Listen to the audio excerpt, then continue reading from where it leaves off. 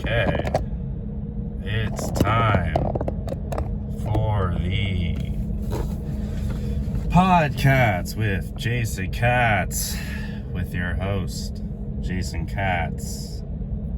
I don't know how good the audio is going to be. I kind of moved my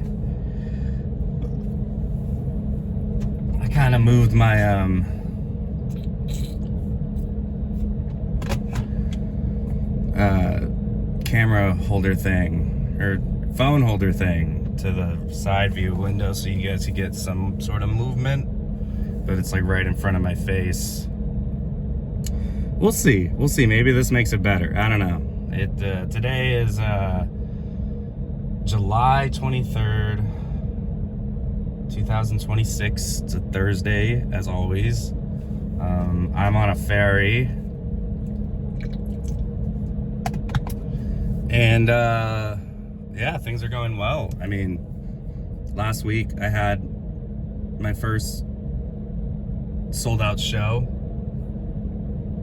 and I think it's kind of like, okay, in the moment it was very tiring because I wasn't confirmed on the second show, the later show, so I was kind of prepping for one, which in the future I will not.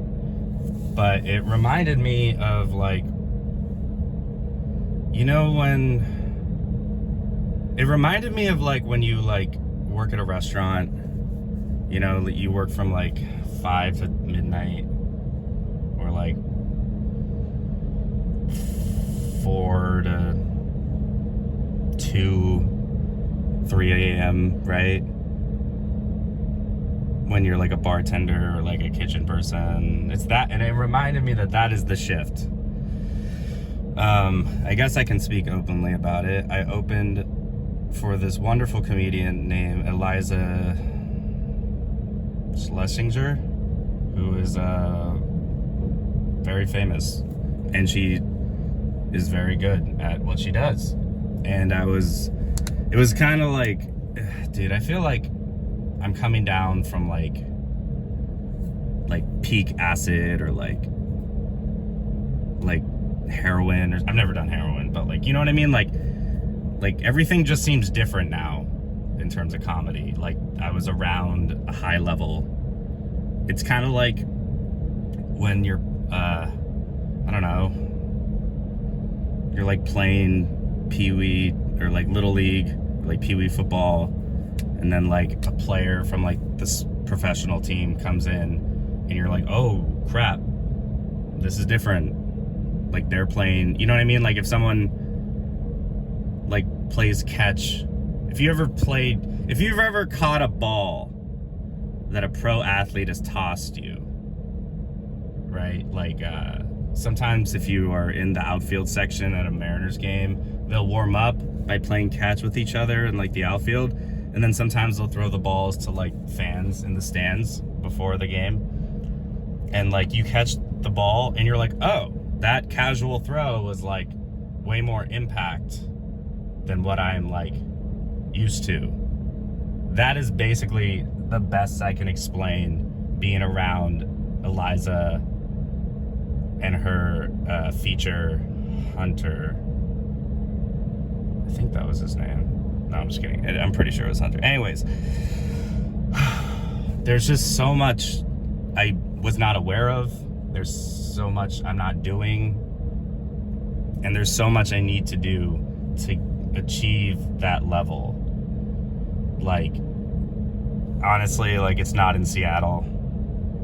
That was pretty apparent. Like, just being in the green room for like a few hours with them, they didn't even talk shop, really. They were just like being normal people. Was just like enlightening, you know? Like, the opener, or not opener, I was the opener. The feature told me that one of the things that she like put on her last special that was like a longer portion, like over 10 or 20 minutes or something like that, he was like, oh, I saw her say that in an airport, and within like 2 to 3 days, it was like a perfect 20-minute bit that killed. And I was like, oh my God, that's the level. And then the next night I went to an open mic and I bombed. And it was just like, no. Like there's a high to being at a sold out show that I didn't even realize was possible. And I'm chasing that high. You know what I mean? Like, I'm like, oh my God, like I need to get back to that. That's a great motivator in my opinion. And like, honestly, like now this whole week I've been at open mics and everybody's jokes are just like not even close to par. Like it's like a kid playing with like a Fisher-Price basketball hoop versus like LeBron playing with a real hoop. You know what I mean? Like it feels like I feel more confident. I feel more motivated. I feel more empowered. And honestly, like I'm starting to notice better tags for people's jokes because I'm just like, you're doing this wrong. And the thing is like Eliza didn't even do anything. She just kind of looked at her paperwork, which was like her set list. She left it in the room. She didn't even take it on stage. And she was amazing. And I didn't even like pay attention, like, cause there's a TV in the green room you can see. I wasn't even paying attention to like her set, but subliminally, I was listening to her show and like, it was just, I don't know, like I realized a few days later, like I internalized a lot of things about that set. Because like I asked her feature, like, what is the selling point? What's the appeal for people in that level to come to this club? And I was like, is it because they're like working out for a special? And he was like, oh, no. This is like an open mic for her. And I was like, oh, an open mic for her is 2 sold out shows? That is something. I was not ready for the level of energy that my body used to honestly, I didn't do that well the second set. I kind of bombed. I wasn't bad, just wasn't as good as the first one. And even looking at the first one, I'm like, these could be stronger laughs. But I did my job. I was cordial, I was polite. I have nothing bad to, you know, one thing I did notice is that Eliza and Hunter are exactly the same as they were off stage as they were on stage. And I think that's a big part of stand-up that I'm gonna uncover, because like a lot of people in the scene that I'm in Seattle have different personas, or like they, you know what I mean? Like it's kind of like seeing an actor perform more than it is like a comedian getting up there and being like, this is what bothers me and this is weird. And like, I don't know. It motivated me. And honestly, it came at the right time. Because, yeah, I don't want to get too dramatic, but like, if you listened to last week, hey, shout out, we had 75 views. Congratulations, everybody. Congrats. 75 views. I don't think anything on YouTube has ever achieved 75 views. No, but like, it was kind of a long week, you know, like, besides getting dumped, I feel like I've lost a lot of friends, quote friends, because they didn't really ever treat me like friends. Just kind of treated me like a person that showed up to their open mic, but then expected the level of friendship, but never really reciprocated it. Anyways, I'm gonna take a wild guess and say that I'm, quote, banned for being, quote, disrespectful to a lot of people by posting something online. But honestly, like, having a conversation with the person that banned me from that open mic, I was like, it kind of just seems like you're going in circles and there's not much like I can say or do to like get unbanned here. And like, they were like, you're still not getting it. And I'm like, okay, well, let me just list out for you every single thing that you've told me you're upset about and how I've apologized or tried to remedy it. And I did that, and they were still like, you're still not getting it. And it's like, I don't think there was ever a chance, to be honest. And I told my therapist this, and she was like, you experienced a lot of loss this last week. And I was like, I know. But to be honest, like, I'm not as sad as I was, like, after the breakup. Like, yes, I miss her, but like, honestly, like, I don't think that we did. I don't think we were the best. Like, there was a lot of great things about that relationship, but like, I don't think, like, I was kind of like wanting to get out of it for a while too. So yeah, I don't know. And I also don't like how discarded it was.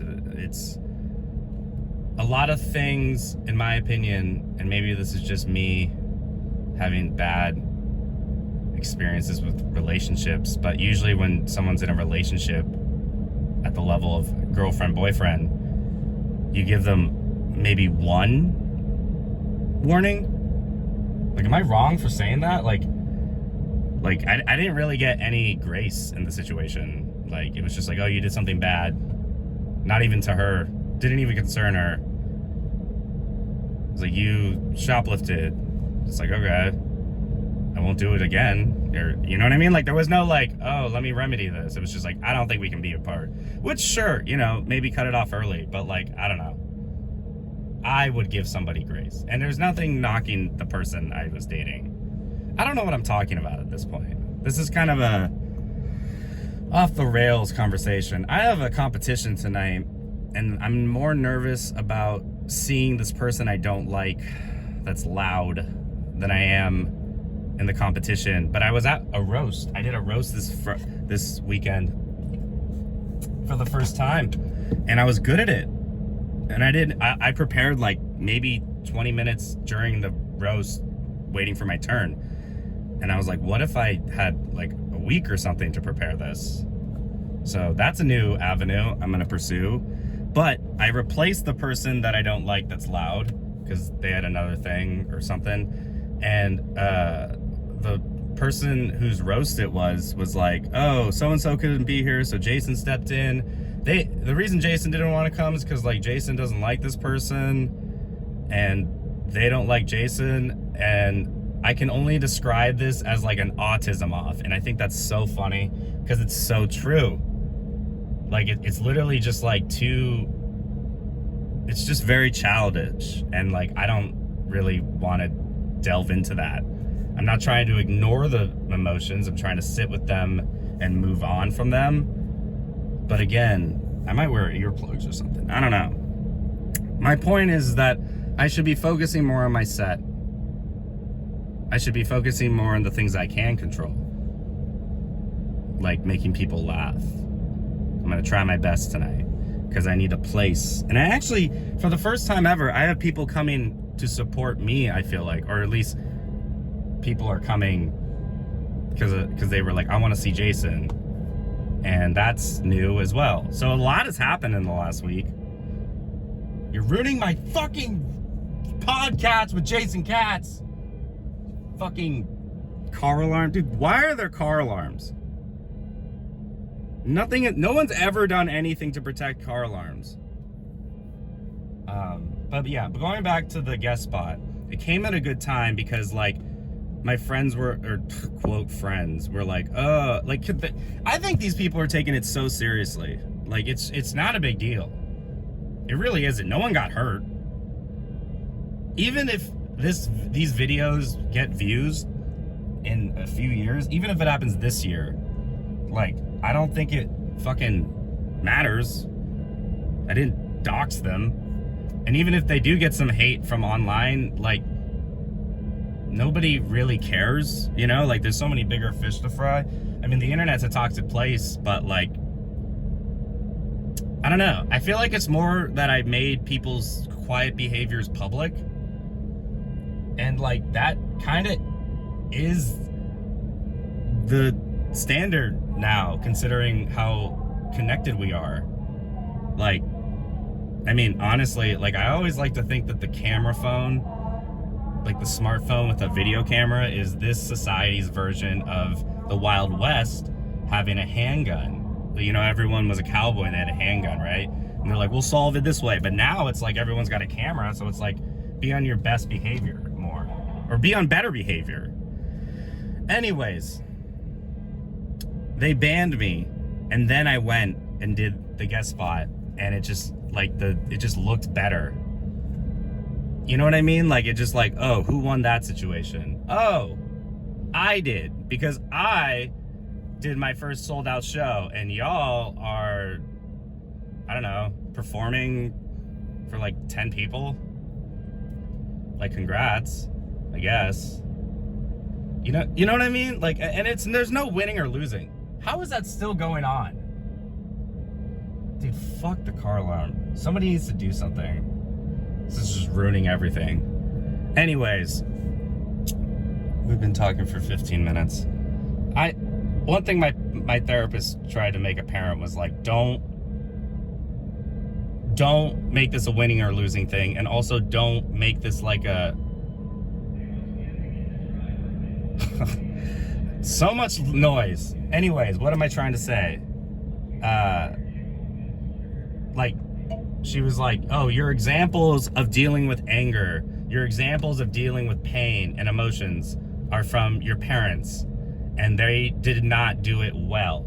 So do not lead by their example, because I feel like the last few weeks I was very angry, and I'm not gonna, I mean, honestly, like, I am still a little angry. Like, it seems like I got ousted from a perfectly normal open mic for no reason, and then that person like called me homophobic to a list of potential bookers,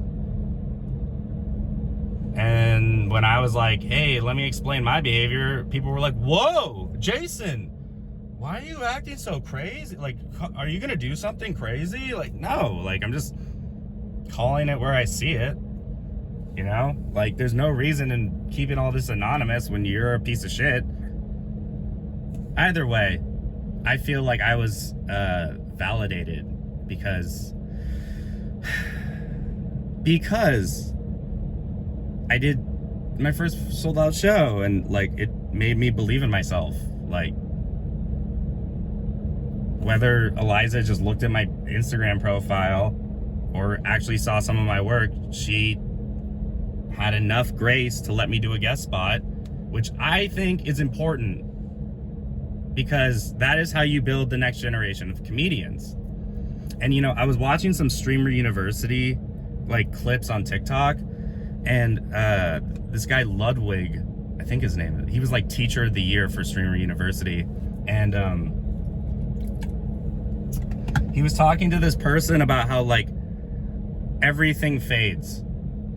Like, you can be the top streamer. He was talking about like Mr. Beast and like iShowSpeed. He's like, yeah, they're not gonna be here in like 20 years, and if they are, they're not gonna be where they are right now.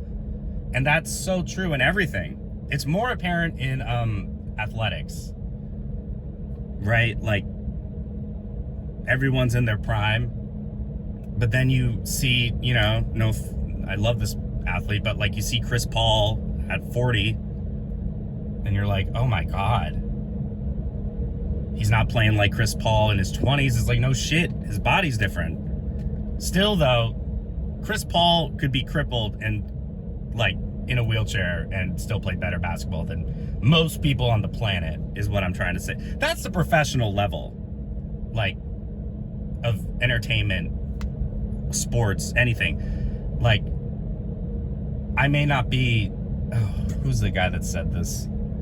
He's like, I may not be like good in comparison for the NBA, but I'm better than you. Like, I'm closer to LeBron than you ever will be. I forget who said that. It was like a white guy. He was really good in college, and then like, I think he was like a bench player in the NBA, but I think he's a commentator now. I forget his name. Either way, the same with like primes. Like, I mean, back when I was a kid, like, Louis was prime Louis CK, and like, he's, I mean, no offense, he's still a killer. He's still an amazing comedian. It's just also like, I don't know, he's not Louis from 2008, and that's okay. He did his time. Like, even fucking, like, Plato. Or, like, you know what I mean? Like, even like, okay, I think this is actually a good example of, like, doctors. Because doctors in their prime get this confidence. And then they become, like, 60-year-old doctors. And they're, like, not listening to the patient. And they're like, but I'm the best doctor. And it's like, bro, you need to retire, bro. Like, anyways, Eliza was amazing. There was a lot of things I learned unspokenly, like branding. Like, people knew who her feature was because they had seen her before, and she has had the same feature for like 9 years. So they were like, oh my God, Hunter's here. And it's like, that is part of like branding, you know, like you have to keep up with the audience. Like, when I saw Tom Papa in like February or something, his audience was really old. And I think he knew that because he was older.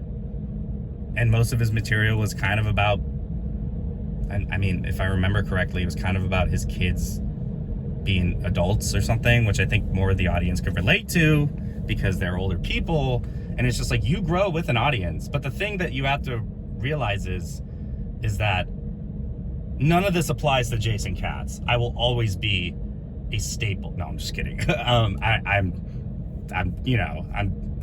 Jason Katz. But anyways, like, I think Taylor Swift is the perfect example of this. She knows how to keep new audiences. Like, I've said this before, but if you ever are around kids and they're like playing music in the classroom, it's probably Taylor Swift. Just saying. She just put out a song for Toy Story 5. Who's the audience for Toy Story 5? Grown-ups that have children that watched Toy Story when they were kids, and they're showing their kids. So, like, I often think that, like, my main audiences might not have been born yet, if that makes sense. What am I trying to say? I don't know. I just find it weird and hurtful that the people that, quote, banned me were like, you're being so disrespectful to the community. I'm like, well, the community's being, and it's not even the community, it's their community, their alternative Seattle comedy scene has been disrespectful to me, and I'm voicing how much it hurts me. And yes, I was angry and maybe should have said some things better and maybe not use people's names, but I mean, I did it. I'm not going to delete it. I could go back and edit the names out, but I don't think it matters. I never said the last names, and the only name I really said was a very common name.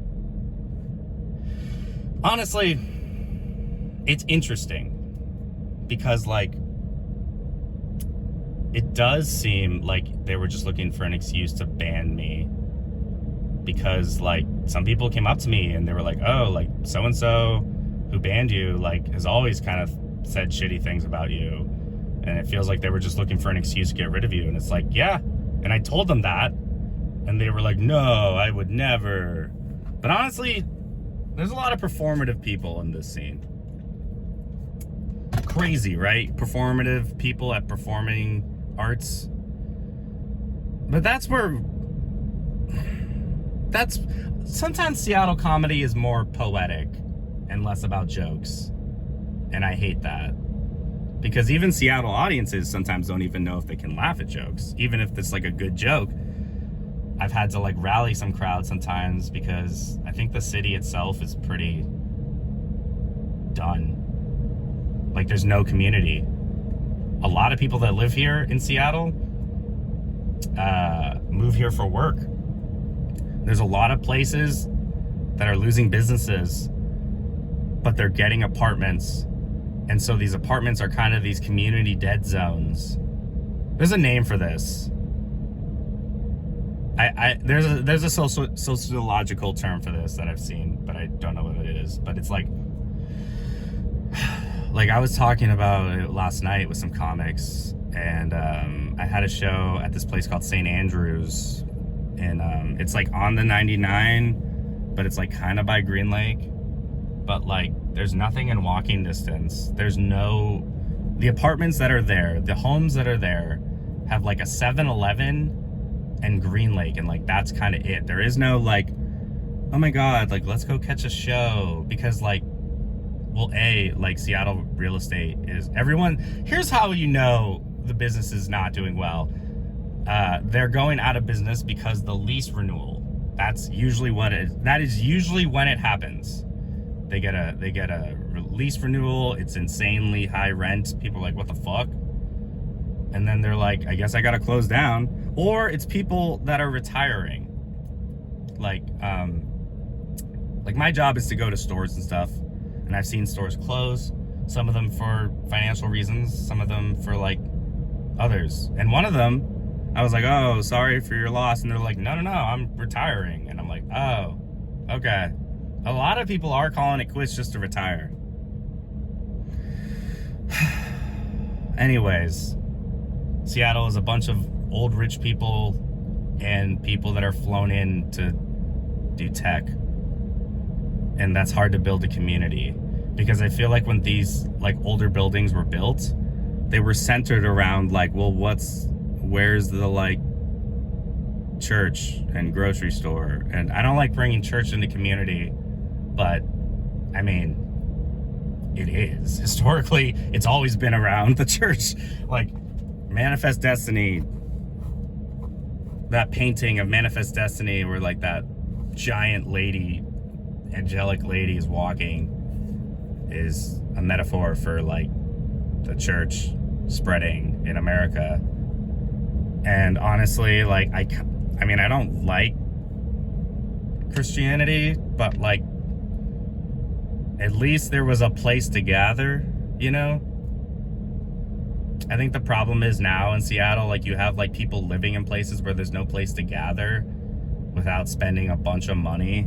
So people are just staying home. Yeah, I don't know. What am I talking about? This has been kind of a mumble jumbo, but I think it's good to get it voiced. And also, I need to let go, I guess, of like everything that I've lost, but also work on what I've gained in the last week. I've overcome my fear of roasts, and I've overcome like some stepping stones, like my first sold out show. Like, isn't that insane? People were sold out. And yesterday I was at a mic and the bartender was like, oh my god, I saw you open for Eliza and you were great. And I'm like, which one did you see? She's like, oh, the first show. I'm like, yeah, that was great. Like, second show was a little washy, although the person I don't like was there and apparently very pissed off to see me go on stage, so that makes me feel good. Pretty sure Eliza's one of their favorite comedians.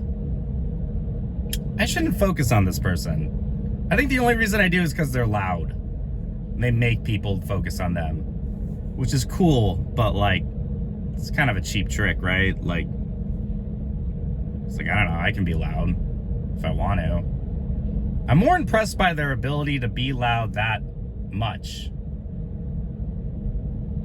Like, you must have a good diaphragm. I'm just kidding. Maybe one day we'll work together. Like Vegeta and Goku. That's usually what I would like a relationship to be if I hate somebody. Is like Vegeta and Goku. But sometimes people don't understand that, you know? Like, because Vegeta and Goku, they like hate each other, but they're like, you know, they work out together and stuff. All right, it's almost 30 minutes. I'll be back next week. I think it's been 6 months of Podkatz, because it's the 26th. And 26 times 2 is 52. Which is the number of weeks in a year. Excuse me. So I think this has been about 6 months. You know what? At the beginning, I did release 2 at the same time, so maybe not. But, you know, I digress. yeah, sometimes things just sort of end, like the Podkatz with Jason Katz. Comment question of the day: how do you find mental clarity? Like, how do you let go of stress? I think that was last week's. You know what? No comment question of the day. Like, subscribe, share, follow, tell your friends, come to my shows when I get shows. And yeah, this has been episode 26 of the Podkatz with Jason Katz, with your host, Jason Katz. I will see y'all next week. Happy summer.